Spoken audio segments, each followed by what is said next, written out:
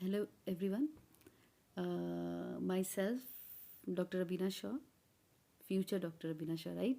I am fourth year MBBS students. I study in Asian Medical Institute, Kyrgyzstan. And जैसे कि आपने मेरे से इससे पहले वाले वीडियो में देखा था कि छोटा सा part of life of journey शुरू करने जा रहे हैं अपने। तो एक्चुअली क्या है ना कि बीइंग अ स्टूडेंट, मैं खुद एक स्टूडेंट हूँ और मैं अपने जूनियर्स की और दर्द को समझ सकती हूँ कि वो लोग को हमेशा ये रहता है कि कैसे शुरुआत करें, है ना। सबसे बेसिक जो होता है एनट होता है, सभी कहते हैं कि यार एनट कर लिया करो, एनट कर लिया करो, सबसे बेसिक जो होता है वो कर लिया करो। तो एनट शुरुआत करते हो और सबसे मेन जो दर्द होता है स्टार्ट करने में एनाटॉमी, फिर आपका पैथोलॉजी, है ना, फिर क्लिनिकल फीचर्स, फिर सर्जरी वाला पार्ट आ जाता है कि कौन सा सर्जरी याद करें। तो ये वीडियो जो है, आज मैंने जो वीडियो बनाया है वो वीडियो मेरे जूनियर्स के लिए बहुत ज़्यादा हेल्पफुल है, एज वेल एज वो सीनियर्स जो कि रिवीजन करना चाहते हैं मेरे साथ, उन लोगों के लिए भी। ठीक है। तो बेसिकली इसमें मैं ईसोफेगस वाला पार्ट ली हूँ। तो ये जो वीडियो है वो ईसोफेगस का डिजीज़, पैथो, एनट, सर्जरी, सारा चीज़ कवर कर रहा है। तो आप सभी मेरे साथ चलिए शुरू करते हैं ये सब। ठीक है। तो कैसे शुरू किया जाए, चलिए देखते हैं कैसे शुरू किया जाए। ठीक है। तो आइए देखते हैं ईसोफेगस की लंबाई कितनी है। तो ईसोफेगस की लंबाई इतनी, अरे बाप रे, फिर आप कहेंगे अरे इतना लंबा, ज़्यादा लंबा कैसे है। तो चलिए देखते हैं कैसे है। कि पहली बात तो हम जब भी ईसोफेगस का नाप लेंगे तो इंसीजर लेंगे पहले, इंसीजर से लेके क्रिकोफेरेंजियस तक, फिर क्रिकोफेरेंजियस से लेके ब्रोंकोआर्टिक कंस्ट्रिक्शन तक, उसके बाद फिर ईसोफेस्टिक जंक्शन तक। क्या है ये? अपर सर्वाइकल ईसोफेगस जो होता है हमारा वो 15 सेंटीमीटर का होता है। ठीक है। 3 पार्ट पे ईसोफेगस डिवाइड है।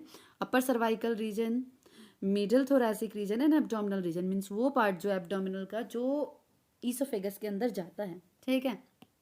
तो यहाँ पे देखते हैं कि जो अपर सर्वाइकल ईसोफेगस है वो 15 सेंटीमीटर का होता है और वो कौन सा आर्टरी सप्लाई करती है उसे? Inferior thyroid artery. अब देखिए, अब सर्वाइकल है ये वाला और ये थायराइड है। तो नीचे वाला पार्ट से ईसोफेगस शुरू है ना, तो इन्फीरियर थायराइड आर्टरी। देखिए हर चीज़ को रटा नहीं जा सकता है, कुछ सोच के भी आंसर देना और कुछ पार्ट को रटना है। तो अगर हम मान लीजिए 80% को रटते हैं और 20% को समझते हैं तो एट दी एंड ज़ीरो होगा बेनिफिट, राइट।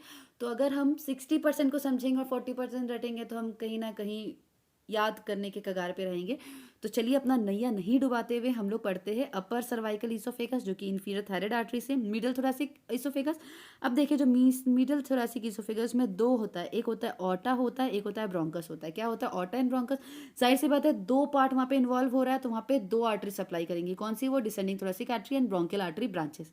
ठीक है। फिर थर्ड आता है आपका एब्डोमिनल ईसोफेगस। एब्डोमिनल ईसोफेगस मतलब वो पार्ट ऑफ ईसोफेगस जो कि एब्डोमिनल में एंट्री करता है। तो ये डायफ्राम है, इसको डायफ्राम क्रूरा बोलते हैं और डायफ्राम के जस्ट नीचे वाला जो पार्ट है, ये वाला जो पार्ट है, इसको एब्डोमिनल ईसोफेगस बोलते हैं।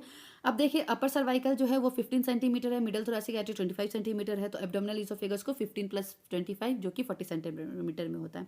और एब्डोमिनल ईसोफेगस है तो ये भी दो पार्ट से सप्लाई होता है, एक होता है एब्डोमिनल ऑर्टा जो कि इन्फीरियर फ्रेनिक आर्टरी और सीलियक ट्रंक जो कि लेफ्ट गैस्ट्रिक आर्टरी होता है। एक चीज़ ध्यान रखिए, ये चीज़ याद रखिए, ये चीज़ आगे भी काम आने वाली है, हमारे पूरे ईसोफेगस हो या फिर स्टमक हो या फिर जीआईटी चैप्टर हो, कि जो एब्डोमिनल ऑर्टा है इसके तीन पार्ट होते हैं, coeliac trunk, superior mesenteric artery, inferior mesenteric artery. फिर से दोहरा रही हूँ मैं, coeliac trunk, superior mesenteric artery and inferior mesenteric artery.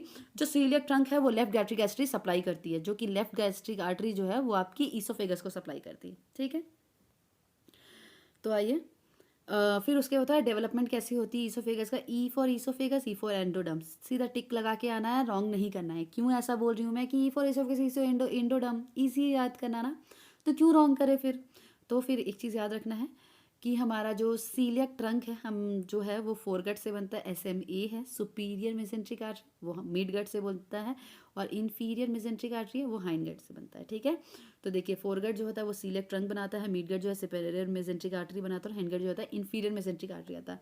अब आता है लिम्फ नोड। लिम्फ नोड हम लोग क्यों पढ़ते हैं? आपको पता है कि आजकल दुनिया में हो या वर्ल्ड वाइड हो कैंसर वाला केस ज़्यादा बढ़ रहा है। तो कैंसर वाला केस जब ज़्यादा बढ़ेगा, जाहिर सी बात है, अब हम डॉक्टर बनने वाले हैं, तो कल को हम एमडी इन मेडिसिन कर सकते हैं, एमएस इन सर्जरी कर सकते हैं, कोई भी डिपार्टमेंट, कोई पार्ट, और ऑन्कोलॉजिस्ट भी बन सकते हैं, जो कि मेरा सपना है।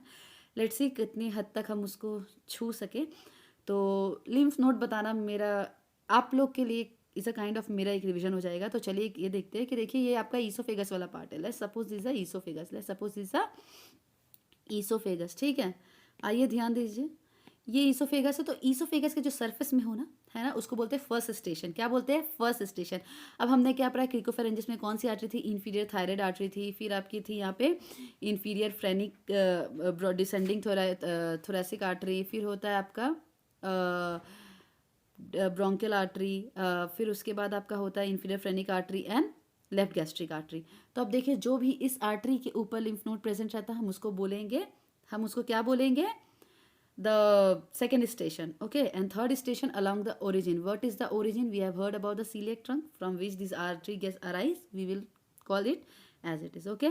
Fine. Now we will going to know about the main physiology of esophagus. Esophagus के main part होता है, एक होता है peristaltic movement का। क्या होता है peristalsis movement का? क्या होता है peristalsis प्लस peristalsis करवा रहा, और वो गैस्ट्रिक जो रिफ्लक्स है उसको, गैस्ट्रिक रिफ्लक्स को हटाता है, ठीक है। अब देखिए यहाँ पे, अभी क्या है यहाँ पे, ये नॉर्मली हम दो स्फिंक्टर देखते हैं ईसोफेगस में। एक होता है क्रिकोफेरेंजियल स्फिंक्टर, जो कि एनाटॉमिकली प्रूफ है, और एक होता है LES. LES means lower oesophageal sphincter, ठीक है। लोअर ईसोफेजियल स्फिंक्टर है, तो वो है। तो लोअर ईसोफेजियल फिजियोलॉजिकली एक्टिव है। क्यों फिजियोलॉजिकली? अच्छा ठीक है, हम ऐसा सुने हैं ना कि हमारा पैराइटल सेल है कहाँ, जीआईटी में, और वो एससीएल रिलीज़ करता है। अच्छा ठीक है, वो एससीएल जब यहाँ पे रिलीज़ करता है, तो वो जाहिर सी बात है वो यहाँ भी जा सकेगा। तो यहाँ पे जाने से तो जाहिर सी बात है, अब एससीएल अगर यहाँ पर है, तो यहाँ पर स्पेशल गॉबलेट सेल भी प्रेजेंट रहता है, जो कि एससीएल को प्रिवेंट करवाता है, लेकिन वो गॉबलेट सेल तो यहाँ पे प्रेजेंट नहीं है। तो अच्छा ठीक है, तो क्या फिर प्रेजेंट यहाँ पर एलईएस प्रेजेंट, मतलब लोअर ईसोफेगल। देखिए लोअर स्फिंक्टर प्रेजेंट है, जिसका प्रेशर होता है 10 to 25 mHg। और ये प्रेशर क्या करवाता है? वो मेंटेन करता है, ताकि हम अंदर में जो भी कुछ खाए वो अंदर में ही फिक्स्ड रहे, ठीक है, और वो ओपन आए, रिफ्लक्स ना हो। ये नॉर्मल फिजियोलॉजिकल है। और ये हेल्प करने में, प्रिवेंशन ऑफ रिफ्लेक्स में कौन कौन हेल्प करता है? पहला तो होता है ईसोफेजियल रिफ्लेक्स। फिर आपका होता है पिंच ऑफ कॉर्क, मतलब ये जो पार्ट है ना, ये वाला जो पार्ट आप देख रहे हैं यहाँ पे डायफ्राम क्रूरा जो होता है, वहाँ पे आके इंडल्ज करता है वो स्टमक के पार्ट आके। ये हो गया। तीसरा हो गया कि लोअर ईसोफेजियल स्फिंक्टर होता है, वो 4 से 5 सेंटीमीटर का होता है, जिसमें से 1 से 3 सेंटीमीटर वो इंट्रा एब्डोमिनली प्रेजेंट रहता है ना। देखिए भगवान हमारा बॉडी को कितनी अच्छी तरीके से सिस्टम प्रोवाइड किया है, और फिर हम खुद ब खुद उसको ख़राब कर लेते हैं ना। तो उस चीज़ को थोड़ा सोचना चाहिए कि जब ऊपर वाले हम लोग को सब इतने अच्छे दिए, तो फिर चलिए आइए देखते हैं। फिर यहाँ पे देखिए, ये स्टमक है, ये क्या है?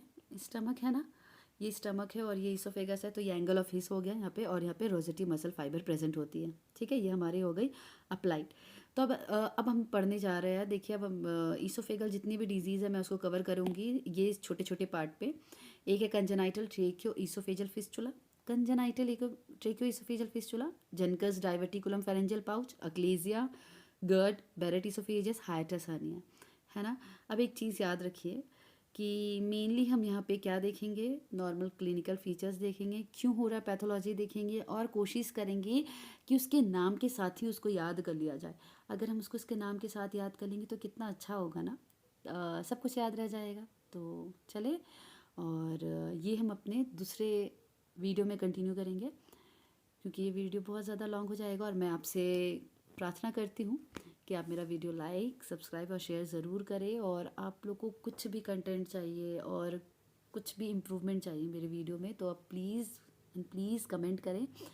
और मैं आशा करती हूँ कि आप सब अच्छे होंगे। और चलिए मिलते हैं फिर दूसरे वीडियो में। बाय।